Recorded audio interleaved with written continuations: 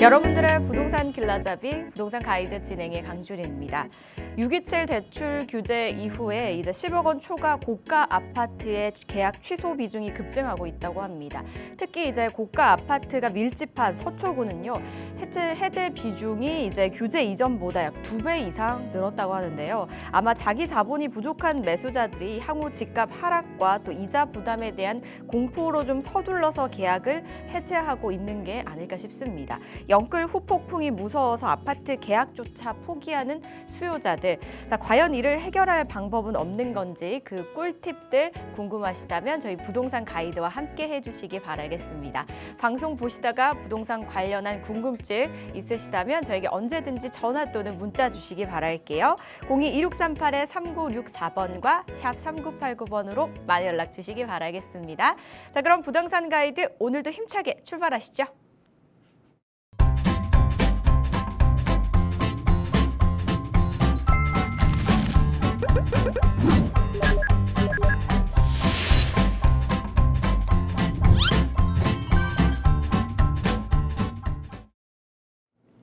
부동산 가이드 매주 금요일마다 함께 해주시는 분이죠. 상담과 또 고민 그리고 이슈에 대해서 시원시원하게 짚어주시는 분입니다. 국토개발연구소의 이윤환 대표와 함께합니다. 어서 오세요. 네, 반갑습니다.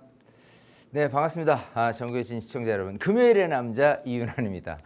자, 날씨는 덥습니다만은 어쨌든 여러분들의 고민은 피서지가 필요하지 않을까 생각을 해요. 자, 그래서 이 시간을 통해서 여러분들이 갖고 있는 고민, 즉 아주 무더위에 좀 더위를 식힐 만한 곳처럼 여러분들의 답답한 고민들을 시원하게 풀어줄 수 있는 이 프로그램, 이 방송을 통해서 여러분들 고민 있으면 하시라도 연락을 주셔서 즉각적으로 고민을 푸시기를 바라겠습니다.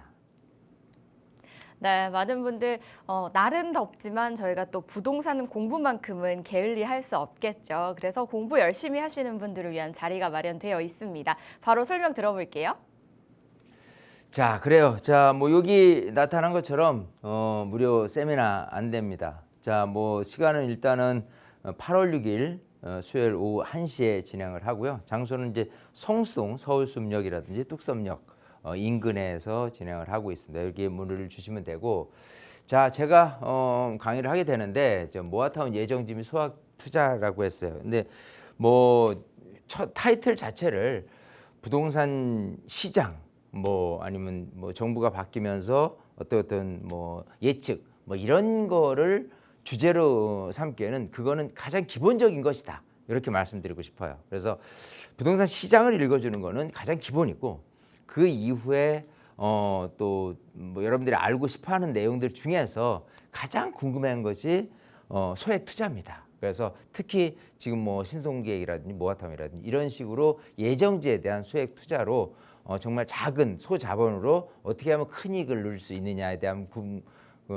궁금증이 가장 많기 때문에 요거를 제가 주제로 삼아서 진행을 하고요. 어쨌든 세미나에 오신다면 정말 그 무더위를 확 날려드릴 만큼 좀 이렇게 오셔서 좀 보람될 수 있는 그런 시간들이니까, 많은 이제까지 세미나에 왔다가 가셨던 분들을 생각을 해보면 정말 너무 보람된 시간이었다, 또 오고 싶다, 또 많은 것을 알게 됐다, 이런 정도로 피드백을 받고 있습니다. 그래서 이 시간 이런 방송을 통해서도 질문에 대한 답변으로서 해결되지 못한 것들 같은 경우는 직접 방문을 하셔서 세미나에 오셔서 궁금한 것도 물어보시고, 또 이렇게 투자에 대한 부분도 방향성을 좀 잘 짚어보는 것도 좋을 것 같습니다. 백문이 불여일견이라고 했으니까요. 어쨌든 세미나 많은 신청해서 오시면 여러분들한테 도움이 되지 않을까 생각이 됩니다. 자, 소액 투자는 호불호 없이 많은 분들이 선호하시지 않을까 싶거든요. 관심 있으신 분들 한번 참석해 보시고요. 문의사항은요, 02-2638-3964번으로 전화 주시거나 또는 샵 3989번으로 문자 주시면 되겠습니다. 그리고 또 상담 원하시는 분들 역시 같은 번호로 저에게 전화 주시기 바랄게요. 자, 저희는 이슈 체크부터 한번 하고 상담 나눠보도록 하겠습니다. 최근에 이제 강남 일대에서 부모 세대 사이에서 좀 아파트 아파트 증여 문의가 늘고 있다고 해요. 아무래도 뭐 토지 거래 허가 구역이나 전세 관련 대출 규제 등 정부에 좀 압박이 있다 보니까 차라리 거래를 하거나 매매를 하기보다는 좀 증여 쪽을 선택하는 게 아닐까 싶거든요. 그런데 이게 현 시점에서 증여를 하는 게 오히려 유리한 건지 좀 궁금합니다. 저희 이유한 대표와 함께 이야기 나눠볼게요. 자, 증여. 문재인 정부 때 그 양도세를 이제 굉장히 대폭 규제를 했습니다. 그러다 보니까 양도세를 기존보다 많이 내게 되니까 양도세를 그렇게 많이 내느니 차라리 증여를 선택하겠다 해가지고 대략 뭐 한 2만 3천 건이 발생이 됐습니다. 근데 이 정부 들어와서는 2023년이죠. 이제 뭐 기준으로 따 2000년과 2023년을 기준으로 한다 그러면은 6천 건으로 이렇게 대폭 줄여서 4분의 1로 줄었어요. 어쨌든 문재인 정부 때 그 증여를 할 수밖에 없는 상황이 양도세였다면 지금 같은 경우는 대출 규제와 맞물려서 어쨌든 이렇게 매도를 하기가 쉽지 않은 상황에서 증여를 선택하는 분들이 많이 늘었다 이겁니다. 자, 기본적으로 이제 증여와 상속은 한 울타리 안에 있어요. 그래서 세율이나 모든 점이 비슷하긴 하는데 증여는 살아있을 때 이제 주는 거잖아요. 상속은 이제 돌아가시고 나서. 그래서 증여라는 부분하고 이 상속이라는 부분은 한 울타리라고 했는데 좀 중요한 점은 증여를 했을 증여를 세를 냈어요. 근데 상속을 하고 나서도 상속세를 내겠지만 상속 가액에 대한 부분은 10년을 다 통틀어서 상속 가액에 합산을 시킵니다. 자, 근데 중간에 이렇게 상속으로 이렇게 됐어요. 주시고 나서 뭐 5년 후에 예를 들어 돌아가셨습니다. 그러면 증여세를 내게 된 거는 내게 된 거대로 빼주면 되는데 그렇지 않다는 거예요. 증여 가액 자체를 상속에 포함을 시키고 그러면 이러저러해서 상속세 세율 자체가 이제 올라가겠죠. 자, 거기다가 증여세를 낸 만큼 세금에 낸 만큼은 빼준다라는 정도이기 때문에 어찌 보면 차라리 증여를 안 했고 그냥 상속으로만 가는 게 더 유리한 경우가 있어요. 그래서 통상적으로 보면은 증여를 하고 나서는 10년 이후로는 리셋이 되거든요. 그래서 증여하고 나서는 10년 이상은 살아야 된다 이렇게 얘기를 해요. 그렇기 때문에 지금 이제 증여로 많이 이렇게 하시려는 분들의 연령층이 뭐 8, 90대가 아닙니다. 지금은 60에서 70대 정도 되시는 분들이 증여를 선택하시는 사례가 많다. 아까 얘기했다시피 부동산의 거래가 없고 그리고 앞으로 계속 올라갈 수가 있는데 또 대출 규제 이런 것들 때문에 증여를 많이 선택을 하는데 이 증여는 이제 크게 이제 두 가지 이유가 있어요. 증여를 얘기할 때 그냥 현금 증여라는 부분도 있을 수 있고요. 그 다음에 부담부 증여라는 게 있을 수 있어요. 이건 뭐냐면 많은 분들이 이래요. 어떤 물건을 사줘요. 자, 사주는데 전세를 얼마 끼고 만약에 10억이라는 짜리 아파트를 사주는데 전세를 5억 끼고 그리고 5억을 준다라고 한다면 이거는 현금 5억을 준 셈이 되겠죠. 거기에 따른 세율에 맞춰서 증여세를 내면 되는 건데 부담부 증여라는 거는 이렇게 만약 전세가 껴 있어요. 그러면 전세 금액이 5억이다.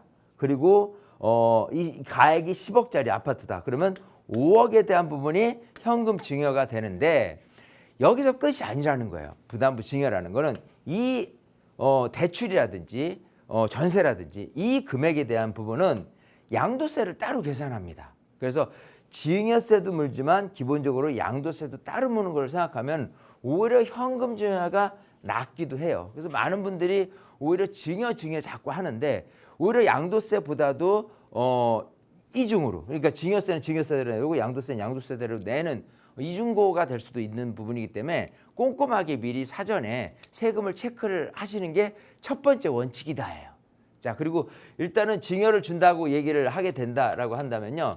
뭐 증여 공제라든지 세율을 어떻게든 절세를 목적으로 하기 위해서 많은 분들이 이렇게 연구를 하게 되는데 기본적으로 제가 얘기를 해요. 증여 대신에 확실하게 이렇게 뭐 차용증을 쪄서라도 이렇게 줄 수 있는 가액이라는 게 있습니다. 2억 1,700이라는 부분인데 이것도 2억 1,700을 부모가 예를 엄마가 줄 수도 있고 아빠가 줄 수도 있는 부분이 둘 다 통용이 될 거냐, 즉 뭐 4억 3,400까지도 차용증으로 해서 갈 수 있느냐라고 한다면 가능할 수는 있다. 단 그게 증여로서 추정이 되거나 하게 되면 계속 추적이 될 거기 때문에 조심해서 하는데 어쨌든 가능할 수 있다라는 부분은 있어요. 자, 어쨌든 이 증여라는 부분에 대해서 많은 분들이 지금 관심을 갖고 있기 때문에 말씀을 드리는데 아까 얘기했다시피 이 증여라는 보통은 이제 내가 갖고 있는 거를 주는 사례들이 많거든요. 특히 이제 부담부 증여라는 부분이 많이 있기 때문에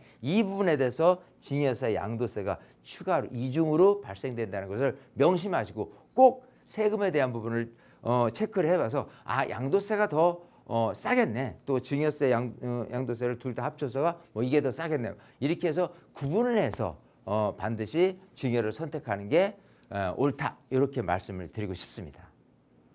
일단은 증여를 하고 또 뭐 10년의 여유적인 시간이 또 있어야 하나 봐요. 그래서 요즘 이제 60, 70대 부모 세대 분들께서 많이 선택을 하신다고 합니다. 일단 또 부담부 증여는요, 증여세와 양도세 이렇게 이중고가 될 수 있기 때문에 증여 전에 세금 체크는 반드시 필수라고 하니까요. 이 부분을 체크를 해 보신 다음에 어떻게 하시는 게 나을지 잘 구별을 해서 현명한 선택을 해 보셔야 될 것 같다라는 생각이 들었거든요. 이 부분 참고해 보시고요. 추가적으로 좀 더 자세하게 이야기 나누고 싶으신 분들께서는요, 저에게 뭐 상담 전화 문자 주셔도 좋지만요, 오프라인 자리 활용해 보셔도 좋을 것 같아요. 성수동 인근에서 8월 6일 수요일 오후 1시에 진행이 된다고 하니까요, 지금 화면을 통해 나가고 있습니다. 그리고 문의사항은요, 화면 아래에 나가고 있는 번호죠. 02-2638-3964번과 샵 3989번으로 많이 연락 주시기 바랄게요. 저희는 이어서 또 시청자 여러분들의 이제 궁금증 하나씩 해결해 봐야 될 텐데요. 방송 보시다가 문의사항 생기신다면 같은 번호로 언제든지 바로 연락 주시길 바랄게요. 저희 첫 번째는요, 전화 연결 한번 해보겠습니다. 여보세요? 네, 여보세요? 네, 안녕하세요. 아, 네, 안녕하세요. 네, 반갑습니다. 어떤 점이 좀 네. 궁금하세요? 아, 네, 저는요, 강장동 강나루 현대에 33평에 거주 중인데요. 네. 이거를 계속 가져가도 괜찮을지, 그렇지 않으면 예. 팔고 강장동 10차 25평이 있거든요. 네. 이거 아니면 강변 SK뷰 33평 또는 송파구 문정동의 힐스테이트 2편한 세상 문정 21평으로 네. 갈아탈까 하고 생각하고 있는데 어떤지 해서 네. 전화드렸습니다. 네, 보고 계시는 곳이 평수가 전부 다 다르네요. 네. 네네, 알겠습니다. 자, 이 부분 고려해서 또 저희 대표님과 한번 이야기 나눠보도록 하겠습니다. 어떻게 하시는 게 좋을까요? 네, 반갑습니다. 아, 네, 안녕하세요. 안녕하세요. 방송 너무 잘 보고 있습니다. 아, 네, 감사합니다. 자, 지금 그 광장동의 광나루 현대 아파트를 보유하고 계세요. 아, 네네. 자, 이게 이제 지금 이 포제 상강이라는 아주 이제 네. 고급 브랜드 이제 아파트가 이제 들어서면서 네. 이 동네 일대도 굉장히 조금 업그레이드 되고 있어서 가격도 좀 제법 올라 있는 네. 상태예요. 근데 아무래도 네. 이제 90년대 지었고 또 이제 세대수가 많지 않으니까 네. 차라리 이거를 조금 이렇게 다른 데로 바꿀까라고 하는데 지금 바꾸려고 하는 게 그 예상 후보지가 좀 세 군데예요. 네. 광장 현대 파크빌 10차를 지금은 30평대인데 20평대로 지금 좀 작게 약간 가려고 네, 하는 네, 건데 줄여서, 금액은 네, 네. 아마 다 비슷한 거죠. 네네. 15억 정도 될 건데 네. 또 하나는 구이동에 있는 구의역 근처에 강변 SK뷰 아파트예요. 네네. 그나마 좀 새 거, 뭐 단지 수가 크지는 않지만 여기를 보고 계셨고 또 하나는 문정동에 있는 아예 새 아파트를 지금 보셨어요. 네네. 2편한 세상. 네. 자, 우선 뭐든지 선택을 하는 데 있어서 아, 이게 제일 좋아 라는 네. 것보다도 아, 이게 셋 중에서는 제일 좀 떨어져. 선호도가 좀 약해. 이런 거를 네. 먼저 버리는 게 습관이 돼야 돼요. 네. 부동산은 그래요. 자, 그럼 한번 볼게요. 우선 네. 지역적으로 봤을 때 이 다 지금 나머지 지금 현재 광장동이라고 했고 또 하나 네. 보신 것도 광장동, 하나는 구이동. 다 그 광진구에 속하잖아요. 네. 예. 또 하나는 송파구에 속해요. 네. 자, 어쨌든 뭐 송파구도 광진구도 특히 또 송파구 같은 경우는 이 뭐 강남 3구니까 괜찮단 말이에요. 자, 근데 네. 앞으로의 부동산 시장에서 계속 인기를 구사하고 가격이 다른 거에 비해서 더 상당히 좀 오를 수 있는 여지는 네. 한강변에 있습니다. 한강변. 아. 그러니까 한강변에 있는 게 좋아요. 예를 들어서 같은 송파라고 하더라도요. 네. 잠실 쪽에 있는 아파트 시세 금액하고 같은 송파 아래쪽에 위치해 있는 뭐 네. 거여 마천부터 해가지고 오금 이쪽에 있는 아파트 시세하고는 점점 차이가 나요. 아. 자, 근데 지금 보신 게 문정동이라고 했고 네. 아까 얘기한 대로 한강변은 아니잖아요. 네네. 예, 그런 측면에서인 단점이 있는 부분이고 또 이제 문정동도 이렇게 보면은 전체적으로 이제 범위는 넓은데요. 이 네. 지하철이 얼마나 가깝냐 가깝지 않느냐에 따라서 네. 선호도가 나중에는 높아지냐 낮아지느냐에 따라 틀려요. 근데 지금 보신 이 힐스테이트 이편한 세상 문정이에게 네. 작년에 입주했단 말이에요. 새 아파트예요. 네. 근데 위치는 지하철역하고 멀어요, 여기처럼. 네. 좀 그죠? 멀습니다. 예, 여기 보면은 이렇게 위치가 이렇게 있고 지하철역이 이 정도에 있는데 여기서 도보로 따진다고 해도 지하철역까지는 대략 한 15분 이상 정도를 걸어야 돼요. 빠른 걸음이야 뭐 네네. 10분이면 되겠지만. 네네. 그렇더라고요. 예. 자, 그리고 또 하나는 아무리 새 거라고 하더라도 지금 현재 21평이에요. 21평인데 방이 2개, 화장실 하나 구조입니다. 네. 보통 24평, 25평 이런 것만 해더라도요. 방 개수가 3개, 그리고 화장실 2개. 이거에 대한 선호도가 높은데 이 방 2개, 화장실 하나 짜리 네. 같은 경우는 선호도는 여기에 비한 현저히 낮아요. 네. 그렇기 때문에 지금 힐스테이트 이편한 세상은 지역적인 부분에 대해서도 단점이 있고 네네. 그리고 새 거라고는 하지만은 평형이 낮고 방수가 작은 부분 때문에 앞으로 가격이 치고 올라가기는 어렵겠다 생각을 해요. 아. 그래서 얘는 조금 일단은 작기는 해요, 배제를 그것이. 합니다. 네. 예. 자, 배제를 시켰어요. 네. 그리고 이제 배제를 시켰으니까 아까 있는 거를 또 이제 살펴보는 거예요. 네. 자, 지금 아까 있는 게 남아 있는 것 중에서 하나는 구의역, 그죠? 네. 네네. 그리고 이제 강변 SK뷰란 말이에요. 또 하나는 이 광장 현대 파크빌이란 말이에요. 네네. 자, 일단은 요게 좀 새 거긴 하지만 단지 크기가 작아요. 네. 물론 이 근처에 여러 가지 호재거리는 많이 있습니다. 이 기본적으로 이제 광주구청도 옮겼지만은 이 근처에 있는 아파트 시세도 굉장히 좀 높게 나가는.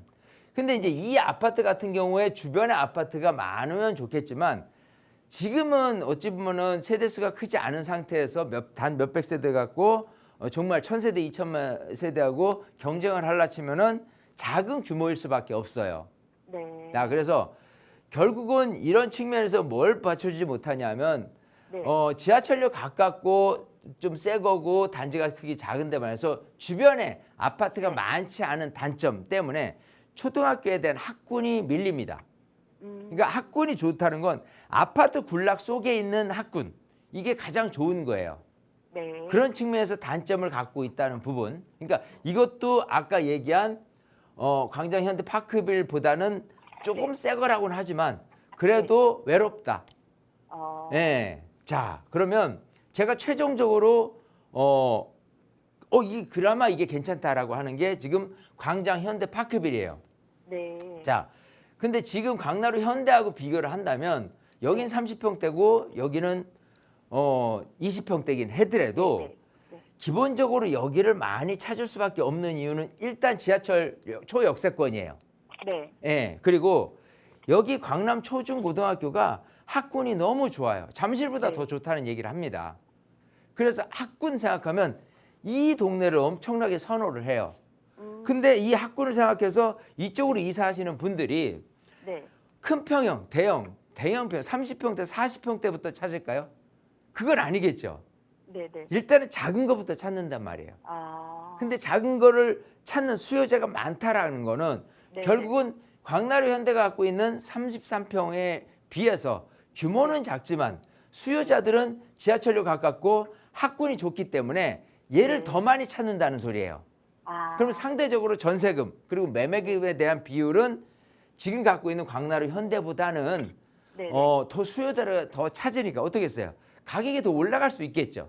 네네네. 예. 그래서 기본적으로 아파트를 이렇게 지금 갖고 있는 것도 좋긴 하지만 옮기시려는 목적 자체가 여기보다는 조금 더 나은 입지나 여러 가지 측면을 고려해서 하긴 하지만 아까 제가 서두에 말씀드린 것처럼 일단 지역적으로 한강변이 우세하니 한강변을 네. 찾는 것, 즉 문정동의 한강변하고는 멀 뿐더러 아무리 새 거라 손친더라도 지하철역하고 먼 단점이 더 많이 갖고 있으니까 걔를 먼저 버렸고 그 다음에 구역 옆에 있는 것도 좀 단지 크기가 크지 않은 상태에서 조금 새 거라고 하더라도 그게 네. 큰 의미는 없다. 경쟁력으로 네. 따졌을 때. 네네. 그리고 최종적으로는 아까 얘기한 이 광장 현대 파크빌 아파트가 가장 지금의 아파트보다도 더 경쟁력이 있고 수요층들이 더 많이 찾는 아파트이기 때문에 이쪽으로 가는 게 맞아요. 아시겠죠? 네. 그래서 네네네.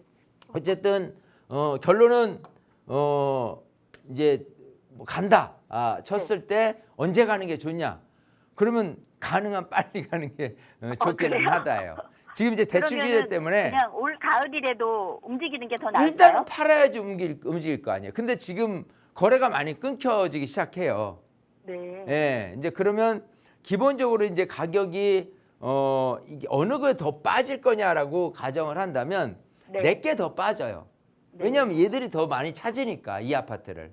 아, 그러면 상대적으로 시간이 가면 갈수록 나는 네. 더 얘는 5천 빠졌는데 내가 1억 빠진다고 가정을 한다 그러면은 억울하죠.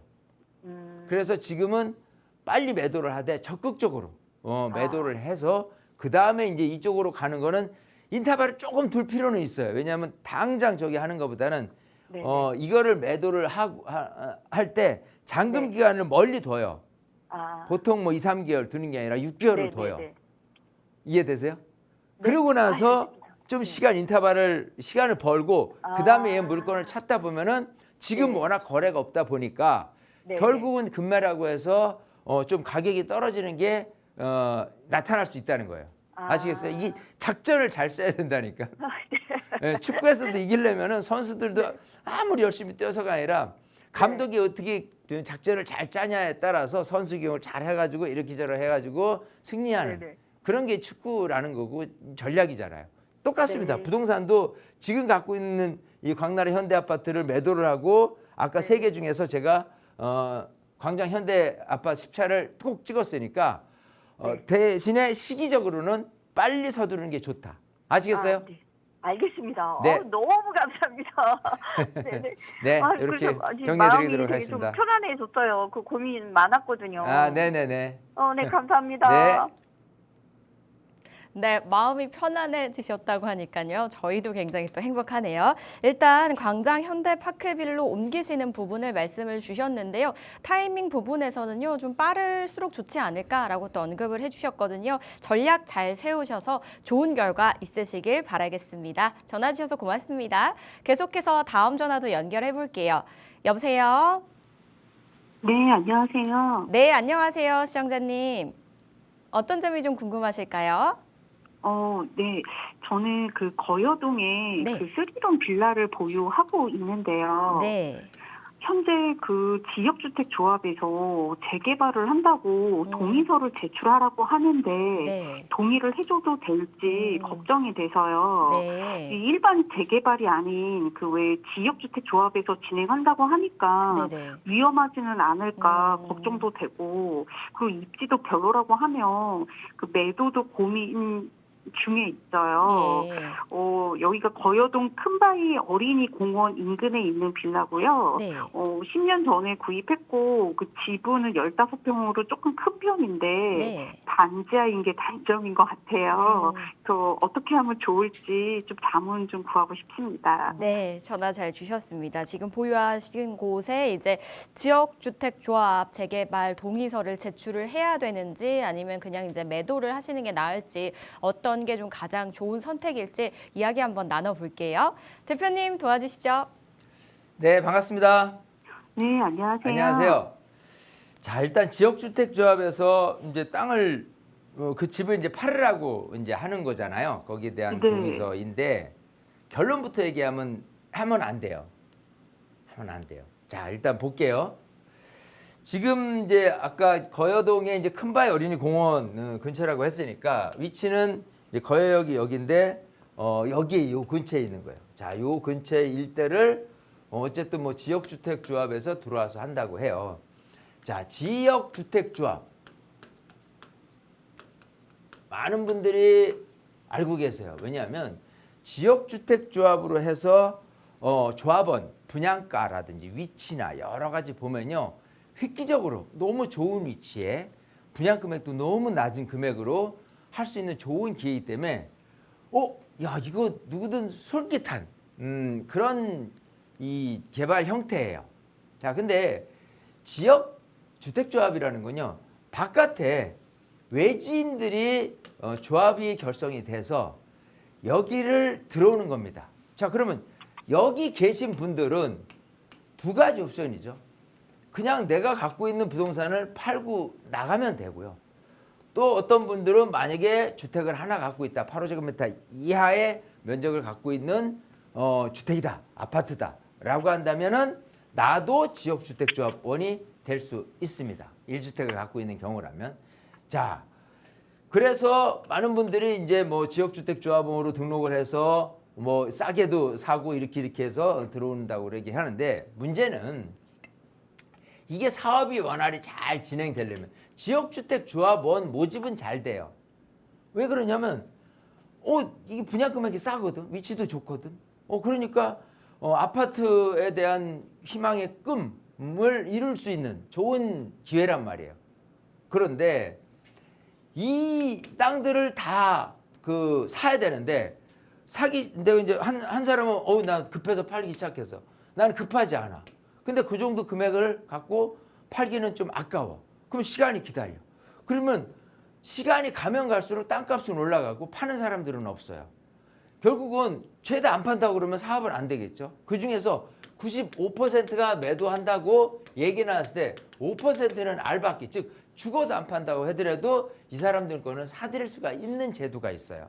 끝까지 안 판다고 하면 사업 못 하니까 5%. 근데 95%까지 팔겠다고 나서는 사람들이 얼마나 있겠느냐예요. 그래서 이 지역주택조합은 기본적으로 사업 성공률이 굉장히 낮습니다.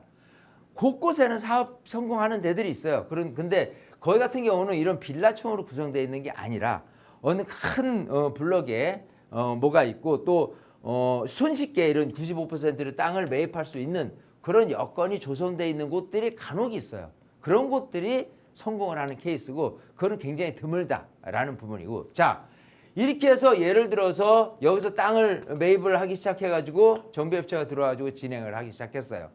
근데 이게 원하는 대로 안 돼요. 자, 그러면 이분들 입장에서 보면은 결국은 사업 안 되겠네 하고서 나가면 돼. 근데 문제는 어디서 발생했냐면, 이제 이게 나가려는 참에 야, 이거 모아타운으로 사업을 진행하자. 누가 이렇게 나섰어요. 그래? 잘 됐네? 해가지고 모아타운 사업이다라고 하는데, 문제는 어디서 발생했냐면, 이 정비업체에서 그간 한 2, 3년 동안 공들인 부분에 대해서 지역주택 조합원들한테 받은 계약금, 중도금을 이분들은 경비로 썼어요.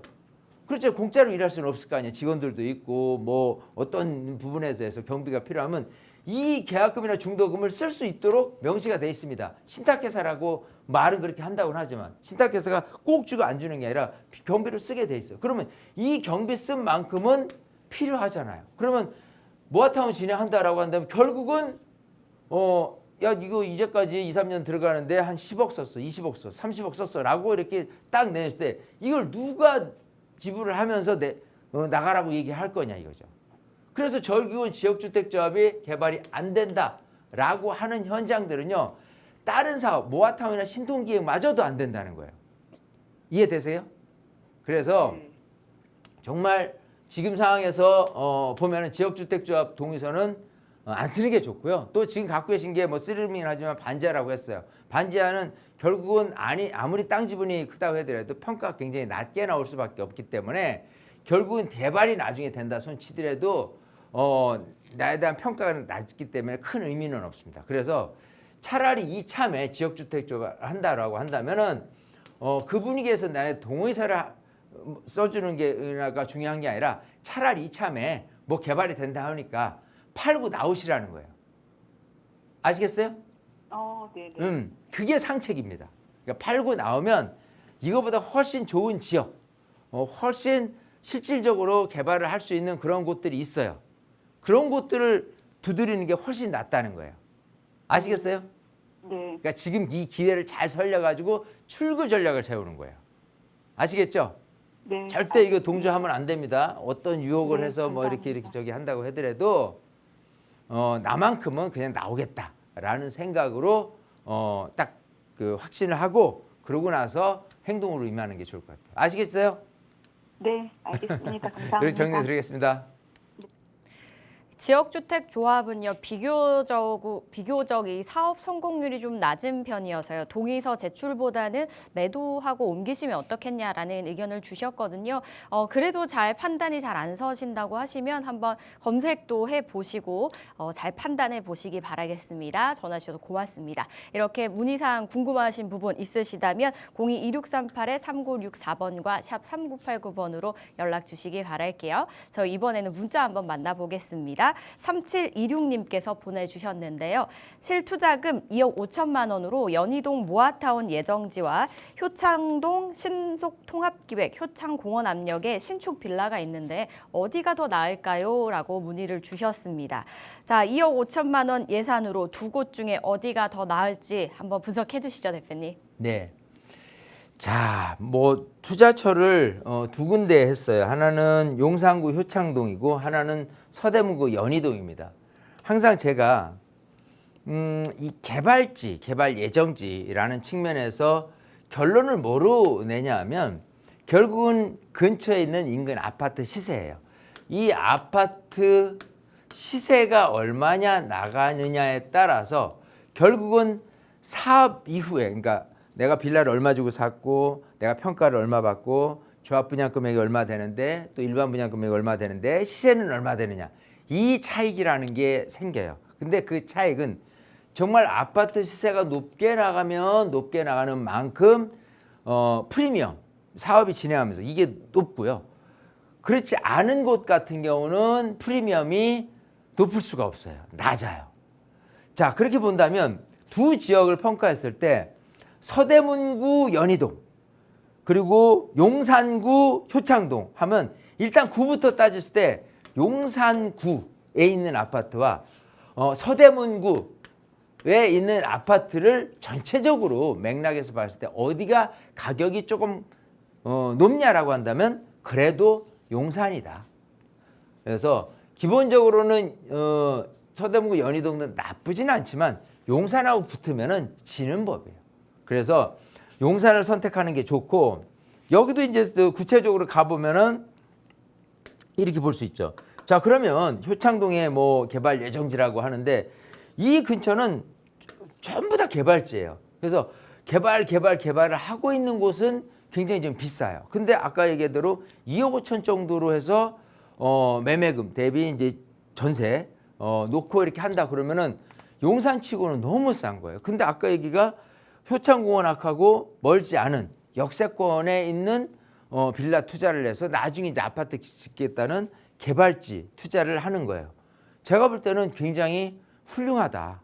아까 얘기한 뭐 서대문구 연희동도 마찬가지 2억 5천 투자. 물론 그게 만약에 사업이 조금 빨리 된다 손 친다면 피가 좀 붙더라도 그게 낫지 않겠느냐 생각하지만 사업 빨리 되는 건 절대 중요하지 않습니다. 결국은 종국적으로 나중에 아파트 시세가 얼마 될 거냐. 예를 들어 연희동에 있는 아파트 시세가 아무리 해도 20억을 넘지는 않거든요. 비싸봐야 15억, 2억인데 여기 효창공원 근처에 있는 아파트는 통상적으로 한 25억은 가요. 그리고 따진다고 본다면 아까 얘기대로 이 주변에 있는 아파트 시세가 내가 어떤 재개발 물건지 투자에 대한 프리미엄이 얼마까지 갈 건지를 충분히 예상할 수 있는 금액이기 때문에 여기 같은 경우는 굉장히 장점이 많겠구나라는 생각이 듭니다. 어쨌든 필요하신다면은 요거 갖고도 세미나에서도 를 통해서도 좀 자세하게 지역적으로 좀 알려드릴 수 있으니까요. 세미나 때 오시면은 좀 더 자세하게 좀 알 수 있겠다 생각이 됩니다. 인근 아파트 시세와 좀 비교를 해보시면 어느 정도 또 예상을 할 수 있다고 하니까요. 그런 면에서 용산 쪽 말씀을 주셨습니다. 그래서 효창동 한번 보시면 어떨까라는 생각이 들었는데요. 잘 비교 분석해 보시고요. 현명한 판단 꼭 내려보시길 바랄게요. 저희는 이번엔 다시 또 전화 연결해 보겠습니다. 여보세요? 네, 여보세요. 네, 안녕하세요, 시청자님. 예, 안녕하세요. 네, 어떤 점이 좀 궁금하세요? 네. 그 경기도 성남시 중원구 중앙동에 네. 그 신흥역 인근에 저는 신흥역 하늘채 랜더스 24평 한 채를 가지고 있어요. 네. 시세가 10억 정도고 지금 보증금 5천에 160만 원으로 월세를 받고 있는데 네. 이 월세를 전세로 전환하는 게 좋을지 아니면은 매도하고 서울 아파트에 투자하는 게 좋을까요? 그리고 제가 실제 거주는 자녀 교육 때문에 강남에서 전세 거주 중이라서 네. 실거주용은 아니거든요. 네네. 알겠습니다. 지금 이제 월세 주고 계신데 전세로 변경을 하는 게 나을지 아니면 차라리 좀 매도하고 다른 곳으로 가는 게 나을지 궁금하신 겁니다. 그렇죠? 네. 네, 알겠습니다. 바로 대표님과 이야기 나눠볼게요. 네, 반갑습니다. 네, 안녕하세요. 자, 지금 이제 성남에 있는 신흥역 옆에 있는 중앙동이라고 했는데 아파트를 갖고 계세요. 네. 신흥역 하늘채 랜더스 원 이 아파트인데 2022년에 입주를 했으니까 얼마 안 됐잖아요. 네. 세대수도 1200세대가 넘고, 자, 그런 상태에서 초등학교까지 끼고 있고 지하철역 8호선하고 가깝고 그렇게 따지면은 굉장히 괜찮아요. 자, 근데 이제 20평대가 지금 10억 정도 한다고 했잖아요. 예. 그런 거에 비하면 서울에 20평대 10억짜리 바로 8호선 타고 올라가면은 송파인데 그런 게 어디 있어요? 그죠? 그만한 금액짜리가 어디 있겠어요? 그러니까 그거에 비해서는 훨씬 유리한 장점을 갖고 있기 때문에 괜찮다라고 생각을 하실 거예요. 자, 근데 여기에 지금 전세를 두고 있는 것도 아니고 월세를 두고 있다고 했잖아요. 예. 저는 그거부터 한번 연구를 해봐야 되지 않을까 싶어요. 왜냐하면 자, 신흥역 하늘채 랜더스원 자체가 성남에서 봤을 때 본다면 지하철역도 가깝고 새 거고 뭐 학군도 좋다 여러 가지 장점을 갖고 있는 거는 맞습니다. 자, 하지만 일단 성남에 있다라는 부분이 어쨌든 그 울타리를 벗어나기는 어렵겠죠. 네. 서울시 송파구는 송파구인 거고 성남시는 성남시인 거예요. 자, 그런 측면이 있는 부분하고 또 하나는 이게 지금 25평짜리가 10억이라고 하는데 지금 아까 월세로 보증금 뭐 5천에 월 160이다. 이걸 계산을 쭉쭉쭉 12개월로 곱하면은 10억 대비해서 보증금 5천, 9억 5천이 내 현금이 들어가 있는 상태에서 계산을 해보면 수익률이 한 2% 조금 약간 안 돼요. 자, 물론 지금 금리가 워낙 낮기 때문에 그냥 2%가 뭐 나쁘지는 않다라고 할 수도 있겠지만 사실 이게 수익형 부동산은 아니거든요. 그러니까 수익형 부동산은 훨씬 부동산이 아니라도요. 고금리에 대한 부분으로 은행에서도 뭐 3%대 4%대도 내가 낼 수도 있어요. 중요한 건 얘가 가격이 올라갈 수 있느냐에 대한 여지 판단에서 충분히 가격이 많이 올라갈 수 있는 부분에 대해서는 생각하는 것보다는 약하대요. 약하다예요. 왜? 성남이라는 울타리 안에 있기 때문에. 자, 그래서 지금 두 가지 옵션이에요. 차라리 이거를 월세를 전세로 바꾸면 어떨까요? 10억이니까 전세가 한 5억 나간다 쳤을 때 그러면 이제 여기에 투자된 금액이 5억을 남긴 상태에서 그 나중에 이제 10억이 11억 되고 12억 되고 할 거를 기대하는 거. 그리고 나머지 여기서 보증금 전세 보증금을 더 받은 것 같고 다른 투자를 하는 거. 이렇게 생각을 할 수가 있어요. 근데 저는 이렇게 생각합니다. 만약에 이거를 월세를 전세로 바꿔서 일부만 여기에 남긴 투자금, 전세금을 제외한 나머지 금액을 남겨놓은 상태에서 다른 거를 투자하느니 저는 과감히 이거를 매도를 하는 게 낫다. 그래서 아까 생각해서 서울 쪽은 어때요라고 하지만 만약에 이게 지금 9억 5천이 내 손에 쥐어진다고 가정을 해요. 그러면 9억 5천 선에서 살 수 있는 집이 있냐라고 한다면 20억짜리는 살 수 있어요. 근데 저는 그래요. 아, 20억짜리. 지금 거주는 뭐 강남 쪽에 산다고 해서 상관없으니까 전세 끼고 하면 되는데 이 20억짜리 아파트를 사는 게 또 맞냐 생각하면 저는 그거보다는 차라리 한 15억짜리 아파트는 사도 좋은 곳에서 할 수 있거든요. 아까 요 앞전에 시청자 상담하셨을 때 여기 뭐 광장동에 있는 아파트나 이런 것들도 15억짜리라고 했어요. 그러면 15억이면 기본적으로 한 7억 5천, 7억에서 8억 정도 전세를 꼈어요. 그렇게 되면은 결국은 여기에 투자되는 금액이 7억에서 8억 정도예요. 그러면 아까 9억 5천에서 따졌을 때 보면은 금액이 남아.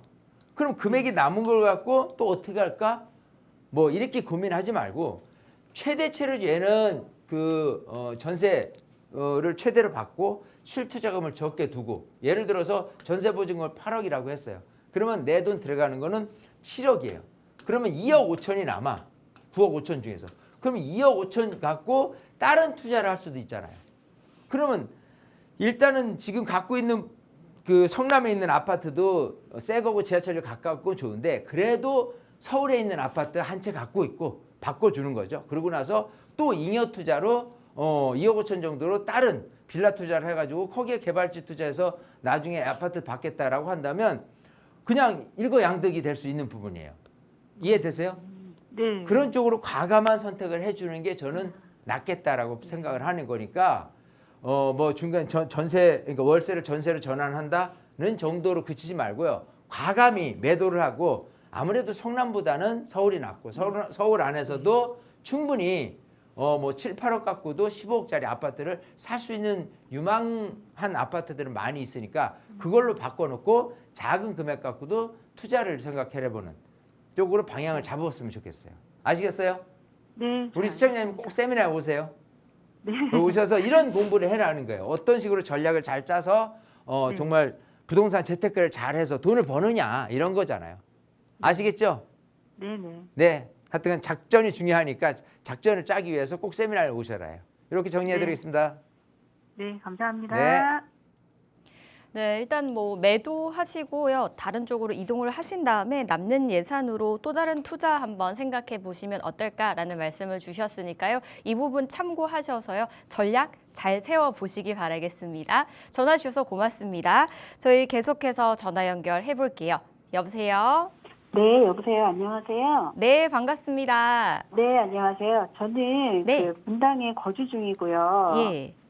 제가 7억에서 8억 정도 서울에 있는 아파트를 사두고 싶거든요. 7억에서 그래서 8억이요. 네, 지역을 당산동 5가의 효성 1차 아파트나 아니면 상수동의 상수 두산 2부 그리고 자양동의 현대 2차 아파트에 관심이 있거든요. 네. 그래서 어느 쪽으로 투자해 두는 게 좋을지랑 예. 그리고 강남 쪽에서 직접 입주하지 않고 투자해 둘 만한 곳이 있다면 이제 토지 거래 허가 지역이나 아니면 거래 지역이 아닌 곳이 네.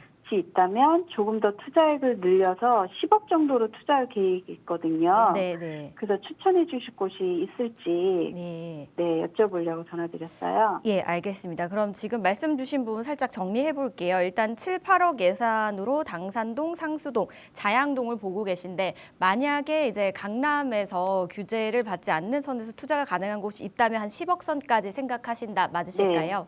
네, 네. 알겠습니다. 대표님과 이야기 나눠 볼게요. 네. 네, 반갑습니다. 네, 안녕하세요. 안녕하세요. 네. 자, 지금 우리 시청자님 생각이 많은 분들이 지금 좀 비슷한 것 같아요. 뭐냐면 이제 일단 좋은 아파트를 조금 사두고 싶은 생각.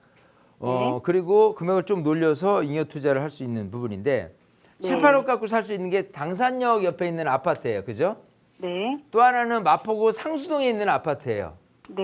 네, 그리고 광진구 자양동에 있는 아파트예요. 네, 네. 저는 항상 뭐부터 판단하냐면 구부터 판단해요. 구. 그래서 네. 마포구라고 한다면 어떠냐. 네. 그리고 당산동 영등포구 하면 어떠냐. 그죠? 그리고 광진구냐라고 한다면 어떠냐. 네. 라고 한다면 네. 인근에 있는 아파트 시세가 어느 게 가장 비싸냐라고 따진다면은 네. 광진구가 제일 높아요. 전체적으로 봤을 때. 물론 영등포구 안에서 여의도만 따로 놓고 본다면 여기는 이제 정말 이제 강남급입니다. 하지만 여기가 아닌 기본적으로 이제 당산동에 있는 아파트다. 네. 라고 했을 때 아파트 시세가 있잖아요. 네. 그죠? 그리고 마포구 일대, 마포 전체적으로도 다 금액이 높은 편이에요. 거기다 이제 이런 6호선 라인이라든지 이쪽 네. 상수동 같은 경우에 아파트 시세라고 본다면은 이런 전체적인 근처에 있는 아파트 시세를 놓고 봤을 때 네. 그래도 가격이 가장 이 중에서 평균적으로 높다라고 한다면 광진구의 아파트, 자양동에 있는 아파트일 것이다. 이유는 그 근처에 강남이라든지 뭐 송파 잠실이라든지 이 근처에 있는 아파트가 비싸기 때문에 이 비싼 아파트보다 대체제로서 할 수 있는 곳을 가까이서 선택을 하는 경향이 있거든요. 어디든지. 네. 그러니까 여기도 마찬가지. 여의도에 있는 아파트가 비싸니까 일로 들어와. 맞잖아요. 네. 그리고 여기 안에서도 비싼 아파트로 하면 뭐 공동역 근처라든지 애호 근처라든지 용강도에 있는 아파트인지 여기가 비싸니까 요 근처로 와. 근데 하지만 어쨌든 간 이 아파트 시세를 놓고 봤을 때는 얘가 가장 세다 이거예요.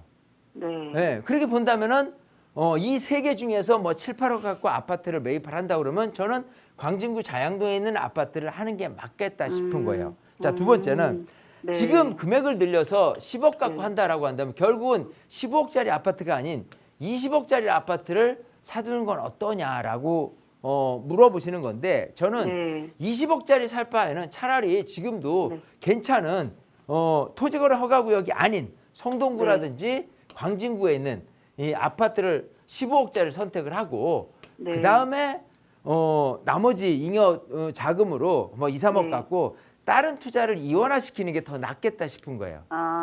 아시겠어요? 그러니까 돈을 버는 데 있어서 적절한 금액선에서 얼마 투자해서 얼마 버는 게 있어요. 물론 큰 돈 버는 데 있어서 몇십억을 투자해서 몇십억을 버는 게임인데 그 시기는 재건축이 활성화됐을 때 지금 불과 1, 2년 전에 투자를 해놓으신 분은 많이 돈이 이렇게 불어났어요. 근데 지금은 굉장히 너무 차올랐습니다. 그래서 지금은 적절한 금액으로 남들이 사고 싶은 그런 부동산을 사고 또 남들이 또 사고 싶은 잉여 투자인 2, 3억 갖고 이원화시키는 게 낫다예요. 아시겠어요? 우리 시청자님도 꼭 세미나에 오셔야 되겠어.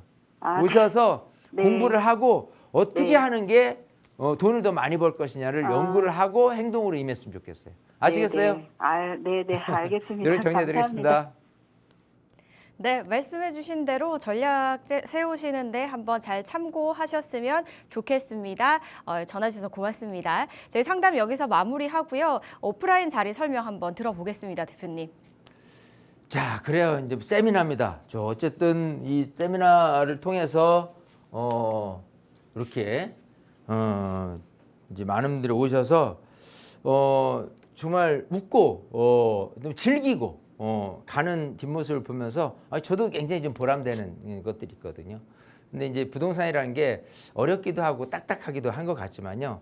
사실 어떤 표현으로 또 어떤 식으로 부동산을 바라보느냐에 따라서 너무 재밌고 즐거울 수밖에 없는 게 또 부동산이기도 해요.